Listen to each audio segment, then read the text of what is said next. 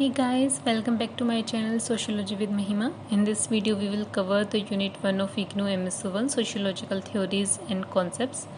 The Unit 1 is Social Theory and its context.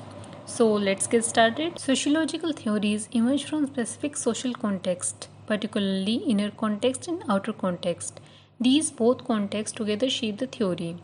As we have studied in previous videos, inner context tells us about what's going on inside the mind and life of the social thinker.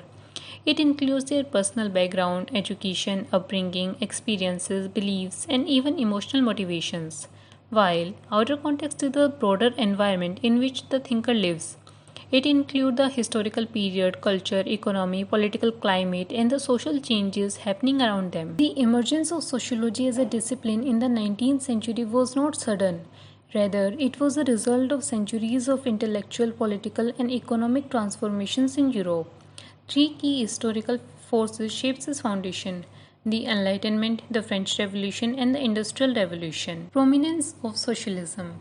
As industrial capitalism expanded in the 19th century, it produced intense urban migration, overcrowding, pollution, stark income disparities, and new forms of poverty and insecurity.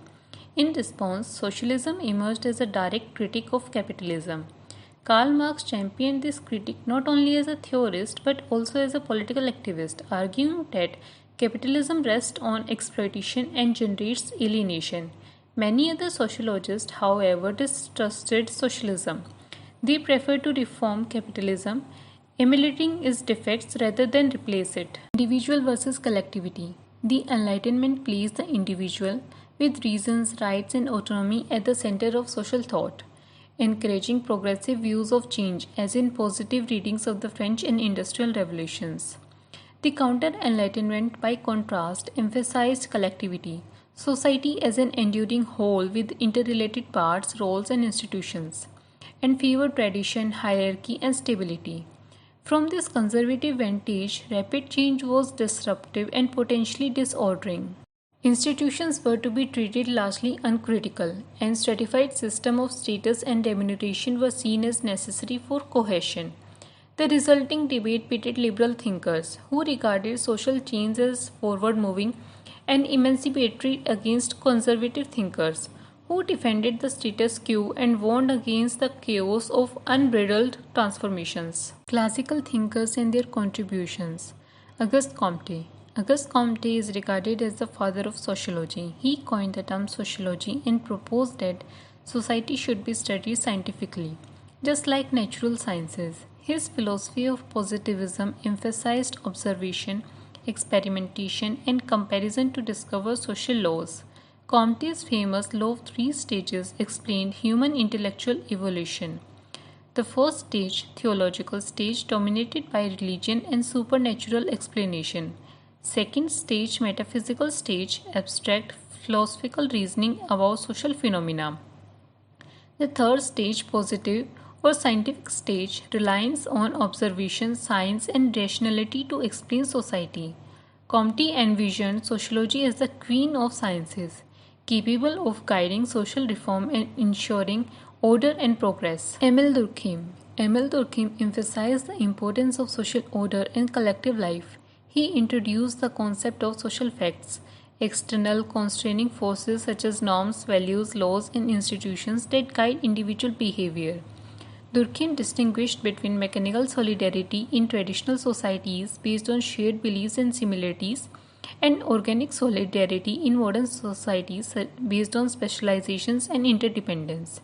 He also studied religion, divines, and society, demonstrating how individual actions are shaped by wider social structures. His work laid the foundation for functionalism, which explains how different parts of society contribute to overall stability. Karl Marx. Karl Marx offered a revolutionary perspective by focusing on conflict, class struggle, and material conditions as the driving forces of history. For Marx, the economic base relations of productions determine the superstructure: politics, law, ideology, culture. He argued that capitalism is marked by exploitation of workers by capitalists, leading to alienation and inequality. Marx believed that class conflict between the bourgeoisie and proletariat would ultimately lead to revolution and the establishment of a classless communist society. His ideas gave rise to conflict theory and remain central to the study of inequality, power, and change. Max Weber provided a multidimensional approach emphasizing both structure and individual meaning. He argued that sociology must study social action by understanding the meanings of individuals attached to their behavior through Verschiedene interpretive understanding. Weber analyzed types of authority, traditional, charismatic, and rational legal, and showed how bureaucracy represents the rationalization of modern society. He also explored the roles of ideas in social change, most famously linking the Protestant ethic to the rise of capitalism.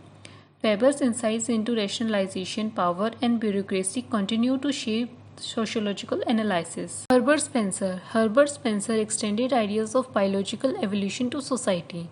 He viewed society as an organism that grows from simple to complex forms through differentiation and specialization. His ideas of survival of the fittest suggested that social progress occurs when stronger elements of society outcompete weaker ones, reflecting a social Darwinist view. Although criticized for justifying inequality, Spencer's analogy between society and a living organism influenced structural functional theories of society. Thus, Unit 1 highlights how sociology developed as a response to major historical transformations. It shows how early sociologists Comte, Spencer, Marx, Durkheim, and Weber each addressed the twin concerns of social order and social change, but from different perspectives. Together, their theories laid the foundation of sociology as a systematic and scientific study of society, giving us diverse tools to understand the complexities of modern social life.